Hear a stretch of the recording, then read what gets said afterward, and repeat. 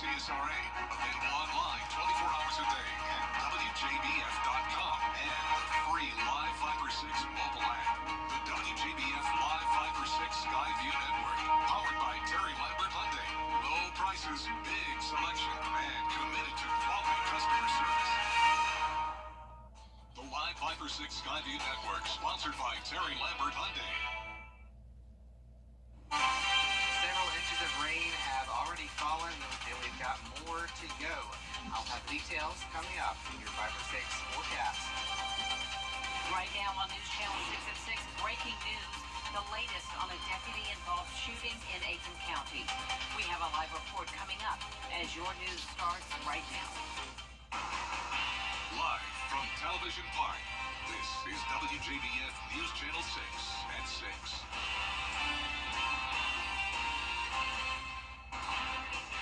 Thank you for joining us. I'm Jenny Montgomery.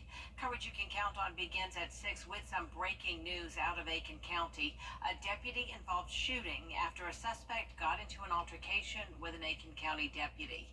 That shooting happened just before 2:30 this afternoon near J.D. Lever Elementary School. That's near the intersection of U.S. Highway 1 and Beaver Dam Road.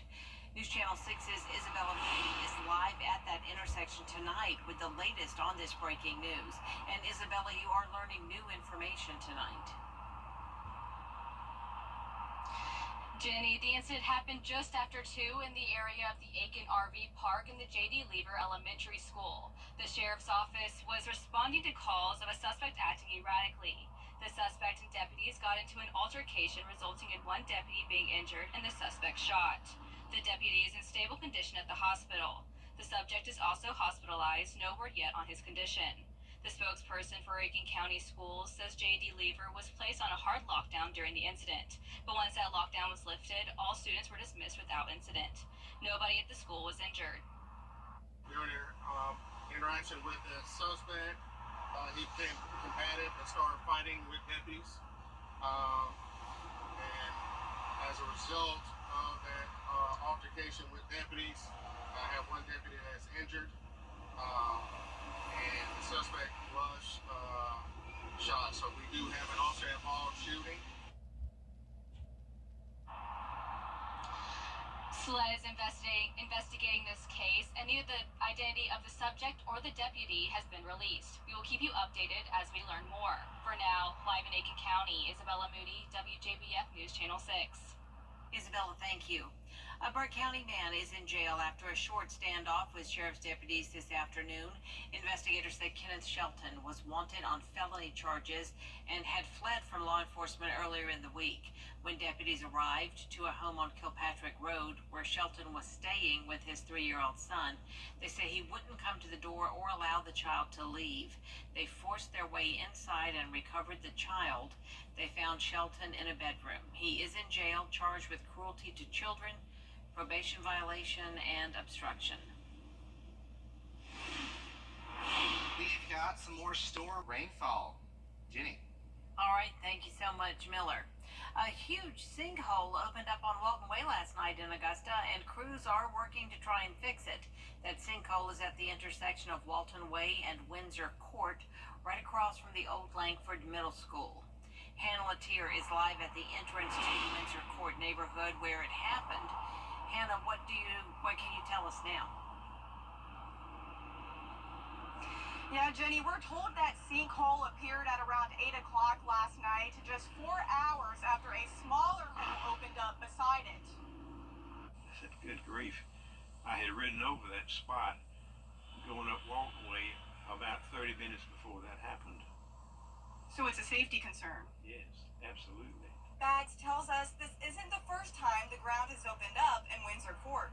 We've had a sewer problem about several years ago. They had to dig up some parts of the street and a couple of the yards, and they told me the sewage system is very, very old and they need to replace it at some point. It needs to be replaced now. The smaller hole was patched up by Thursday morning, and Augusta utility workers were assessing the larger hole. District 3 Commissioner Catherine Smith McKnight says it was caused by old sanitary sewer and storm lines. You have old sewer lines running up under these streets, and people want to blame the city, but, I will say this, our engineering department and crew were out last night late doing their job. The utilities department has taken the lead on the issue, and a contractor will repair the sinkhole. With the old Langford Middle School across the street and school starting soon, it raises concerns about the underlying issue.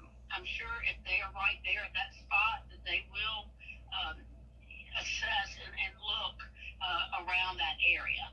That they won't just cover this up and go on down the road. Despite the concerns, it was a sight to behold. I just didn't imagine it would be that big.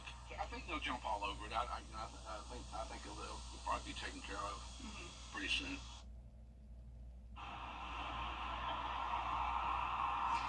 Now, as of right now, there isn't a timeline for when the sinkhole will be repaired or when the utilities department will address the larger issue, but count on us to keep you updated. Live in Augusta, Hannah Latier, WJBF News Channel 6. All right, Hannah, thank you. It's a chance for people who live in Grovetown to get answers to their questions. Grovetown Mayor Gary Jones and Columbia County Commissioner Allison Couch will hold a town hall meeting at City Hall starting at 6:30. People who live in Grovetown will be able to ask questions and get some answers. A Hephzibah couple is dead after a big crash on Interstate 95 in North Carolina yesterday. 72-year-old William Tucker and 66-year-old Elizabeth Tucker from Hephzibah were among 5 people killed in this terrible crash. It happened on I-95 near Kelly, North Carolina. The highway patrol there says a tractor-trailer driver failed to slow down with traffic and rammed into several vehicles. That driver is charged with 5 counts of misdemeanor death by motor vehicle and is in jail.